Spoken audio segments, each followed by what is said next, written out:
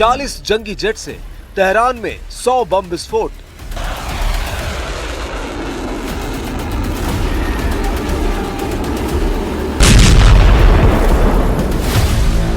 Natanz से अराक तक मिसाइलों की बौछार।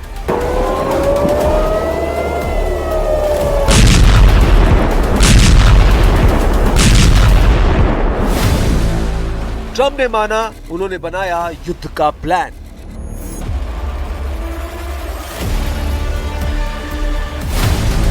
पुतिन की धमकी, खामेनेई को छुआ तो छोड़ेंगे नहीं।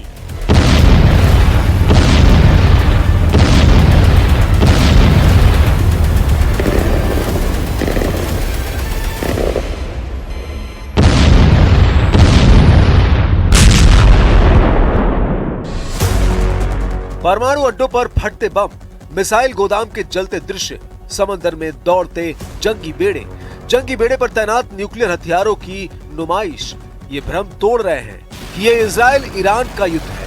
युद्ध की विभीषिका बताने लगी है कि ये टकराव महाशक्तियों का है। तेहरान से 250 किलोमीटर दूर एक और एटमी ठिकाने पर इजराइल की बमबारी से रूस भड़क गया है। प्रेसिडेंट पुतिन के गुस्से से खाड़ी का युद्ध परमाणु घमासान बनने की तरफ तेजी से आगे बढ़ गया है। इजराइल के हमले हर गुजरते दिन विस्फोटक होते जा रहे हैं। इजराइल सटीक वार से भारी नुकसान पहुंचाने में कामयाब हो रहा है।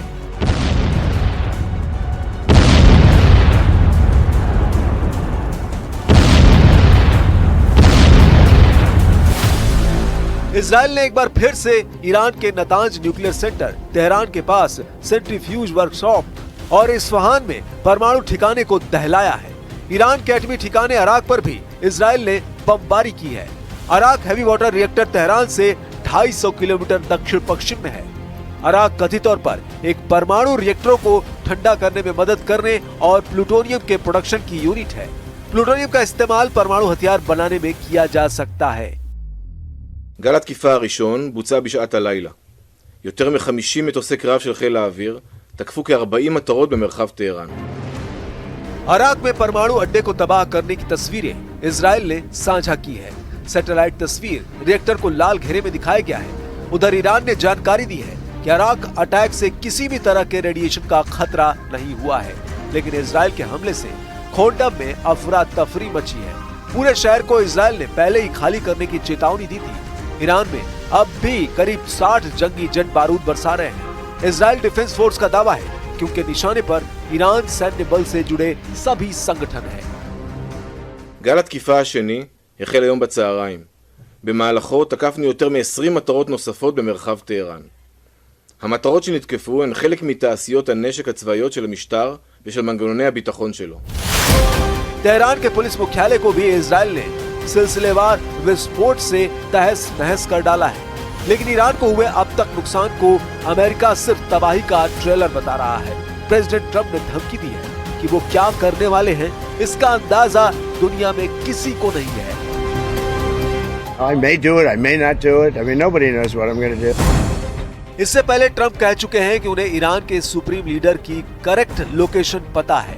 ट्रंप ये भी कह रहे हैं कि वो ईरान में जहां चाहेंगे, जब चाहेंगे तबाही मचा सकते हैं। अमेरिका के जंगी बेड़ों का ईरान के करीब मचलना यही संकेत दे रहा है। अमेरिका ने भूमध्य सागर में अपने 3 समुद्री लड़ाकों की तैनाती शुरू कर दी है। समंदर में चलते फिरते एटमी बेस कहे जाने वाले सुपर पावर के जंगी बेड़ों के नाम भी जान लीजिए। अमेरिकी carrier strike group USS Carl Wilson पहले ही खाड़ी में मौजूद है। दूसरा यूएसएस निमित्ज कैरियर स्ट्राइक ग्रुप को मिडिल ईस्ट के लिए रवाना किया जा चुका है। रिपोर्ट के मुताबिक तीसरा carrier strike group USS Gerald R Ford भी ईरान की तरफ तेजी से बढ़ रहा है।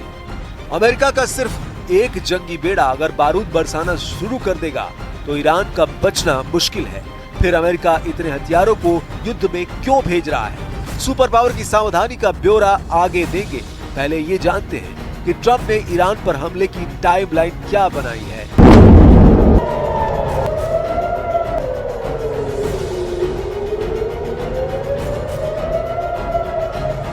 ब्लूमबर्ग न्यूज की एक रिपोर्ट के मुताबिक अमेरिका आने वाले दिनों में ईरान पर भयानक सैन्य हमले की तैयारी कर रहा है।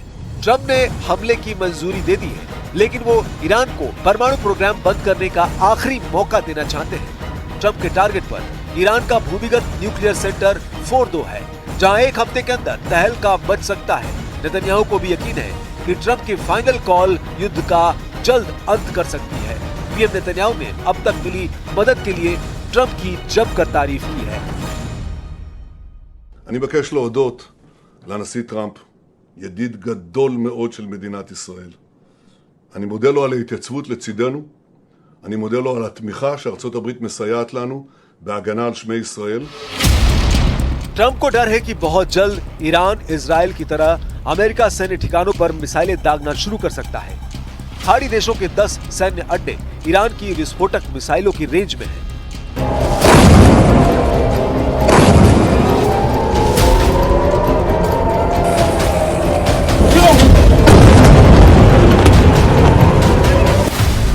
तेहरान की तस्नीम न्यूज एजेंसी ने एक इंफोग्राफिक जारी कर दावा किया है कि खाड़ी के 10 अमेरिकी सैन्य ठिकाने टारगेट बन सकते हैं। रिपोर्ट के मुताबिक ये ठिकाने Bahrain, Jordan, Iraq, Qatar, Saudi अरब, कुवैत, यूएई, ओमान, सीरिया और तुर्की जैसे देशों में है।